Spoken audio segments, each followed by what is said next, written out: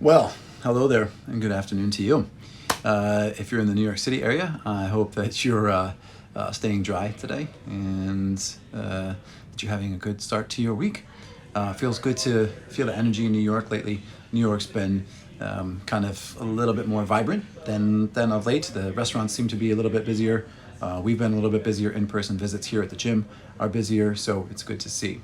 In this video, I wanted to go over 10 things to consider when evaluating a brick and mortar business if you're looking to get into the retail, commercial, basically a brick and mortar business, and for your location. I think a lot of people have a lot of opinions. This is based off of experience. So these are the top 10 things that I do when I go and look at a space. I've been looking at spaces for probably 8 to 10 months now, and evaluating them is a big part of how we expand our business. So first, location. This is number one. Location. Basically what it comes down to is you have to, for your dollar amount, you have to get the best location that money can buy. Now, there's an exception to the rule, and I'll get into that in a second, but the best location that money can buy means this. If you're new to the business and you don't want to spend $4,000 to $5,000 a month on marketing, you might, meaning it's your first location, you might want to get a great location. And then your second location, right, you can get a location that doesn't need to be first floor or prime real estate. You can get a location that is a little bit further back because people have already heard of you. So your word of mouth may do your marketing for you. So that is the expression, the best location that money can buy, but also the best location that your word of mouth can buy. So you might not need to be on a very busy road if it's your second location, but if you're on if it's your first business, you might need to be a little bit closer to the center and the heart of things. So location is number one. Number two, signage and visibility. I think this is really important in terms of signage. First, you should be able to see things, and this is really detailed, but you should be able to see things from both from afar, but also from the side. If you can't have a sign that is seen from people walking or driving to the side, that may decrease your visibility. So checking in with the landlord to see what kind of sign is allowed, what kind of signage will they help you with. Can you put up flags? Can you put up street signs? Can you put up sidewalk signs? All of those things come into play. So the concept of signage sounds simple, but it's a big deal. Now, in terms of visibility, again, if it's your first location, you're probably going to want to be in a prime location so that you can be seen from more than one location. Our first location, 72nd and Lexington, you could see it from almost all four corners because we had a sidewalk sign, because we had basically a facade that was kind of protruding out of the building, so we were able to be seen from more than one angle. So all four corners you could see where structure was. So that was important. I would say that is potentially 1A. So first is location, second is signage and visibility. The third most important thing, the square footage and layout. This may seem obvious. Let's go over the square footage first. But the square footage of a rectangle, okay? A pure rectangle. If you get a space and you're lucky enough that it's just a pure rectangle, there's no irregular interruptions. There's no bathrooms in the middle. There's no columns in the middle. This is a massive difference between an irregular layout. What I mean by that is it could be like one box, a rectangle, and then, or a square, and then like a long hallway, and then another one. That is not the same. And a 2,000 square foot rectangle will feel massively different than a 2,000 square foot, 1,000 square feet here, 600 square foot long hallway, and then a,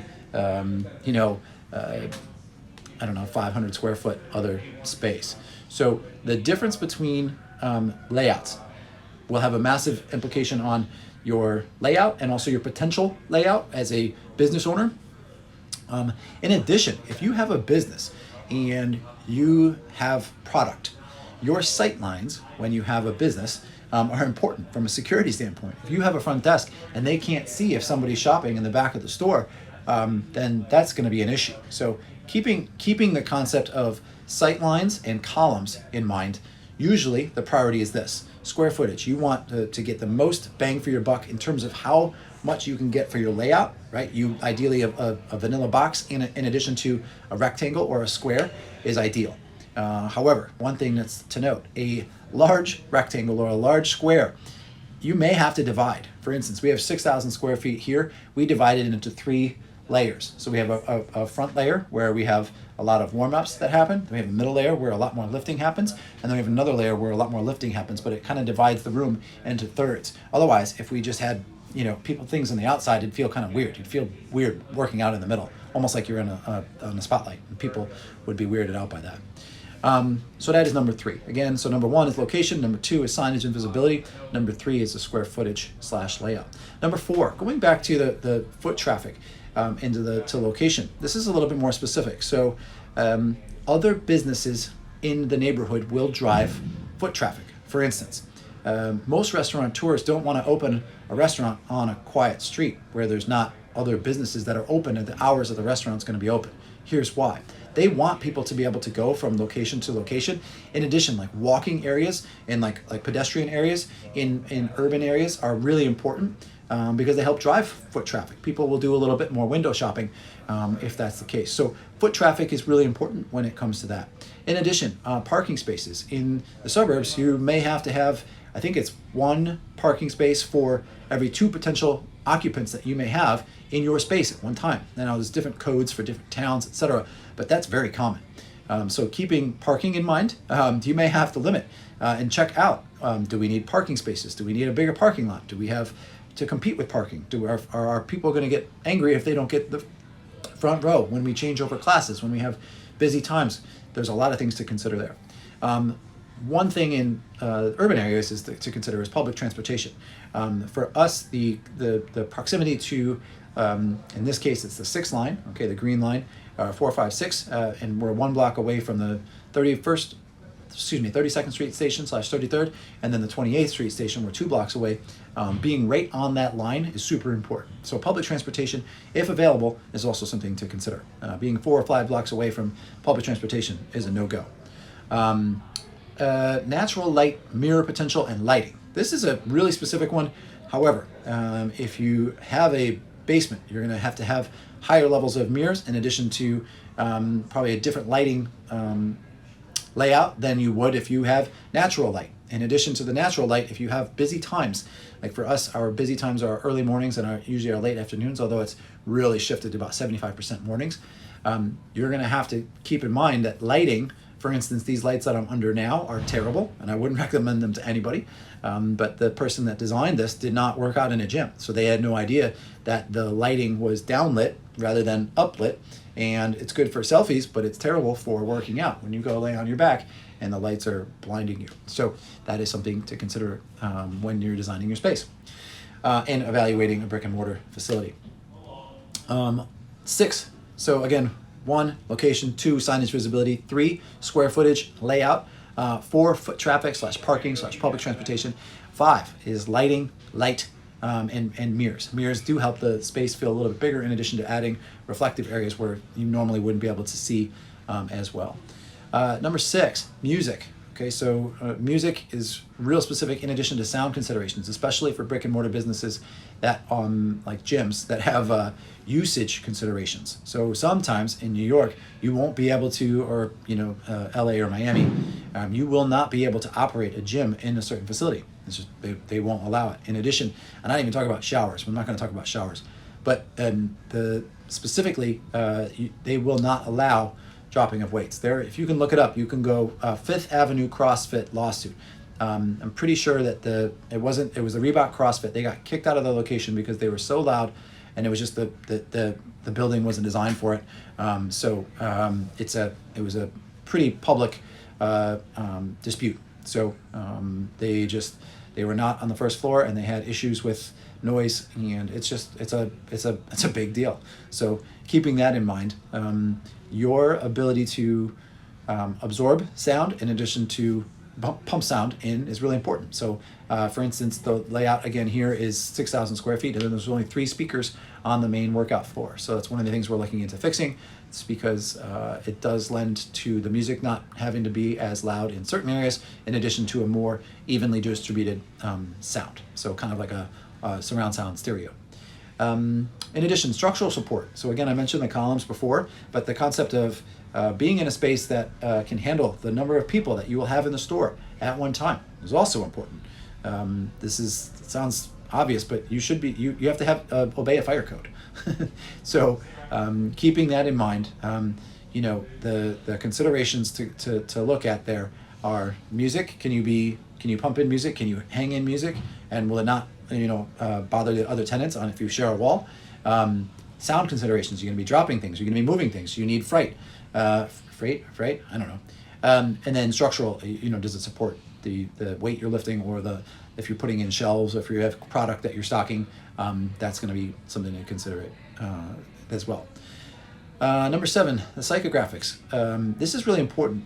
You should be able to look up in the demographics that surround your neighborhood, or in the neighborhood surrounding your business. You should be able to look up the zip code demographics in addition to the psychographics. That's really important. You're going to want to look at how much people make in the area, the most popular stores. You're going to want to look at Google Trends. These are all things that you're going to want to take into consideration. If there isn't a gym there, and there hasn't been a gym there, then you can look at it one of 2 ways. 1, they need a gym there, or 2, nobody works out. So there's the psychographics of the 12-minute commute, and I'll tell you about that in a second. But the psychographics of the 12-minute commute are really important. So keep that in mind.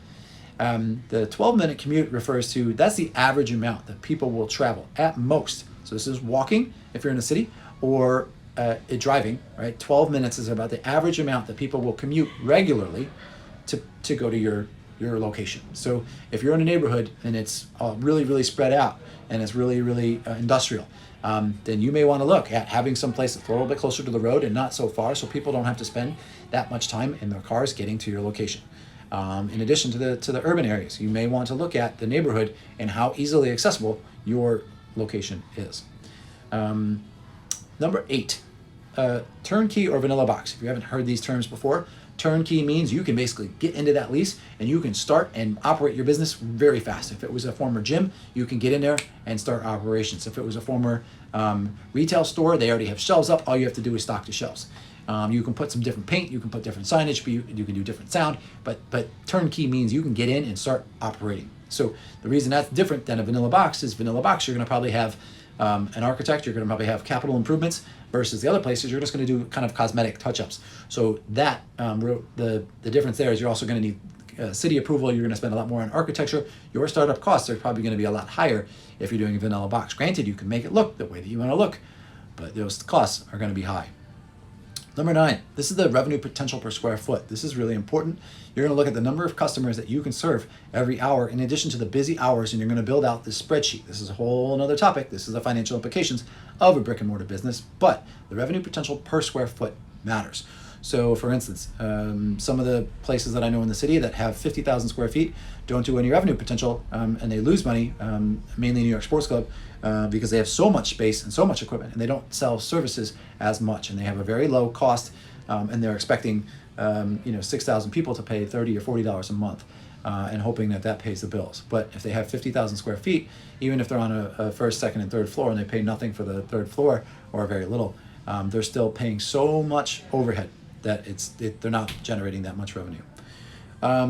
Number 10, this is kind of maybe obvious, but maybe not, maybe forgotten, is ADA compliance and the elevator or stairs. If you're in a building and you're going to be serving people of all ages, you may want to have an elevator, and you may want to check if you have stairs and you're expecting to serve people 60 and up in your business, then you might be eliminating the potential that those people can use your facility. So keeping that in mind, ADA compliance is really important, and it depends on a certain square footage in addition to your location. So let's review.